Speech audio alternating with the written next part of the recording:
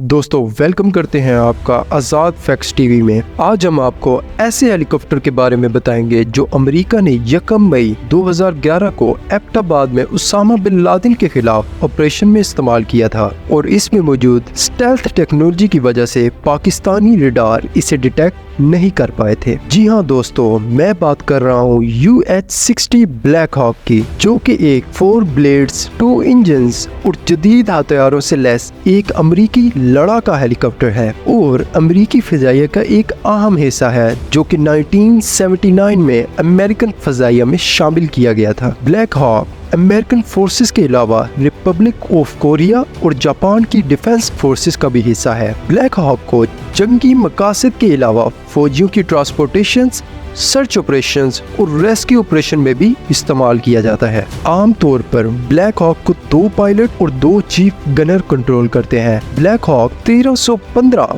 Feet पर minute की रफ्तार से हवा में बुलंद हो सकता है और 174 मील पर आवर की स्पीड से परवाज कर सकता है।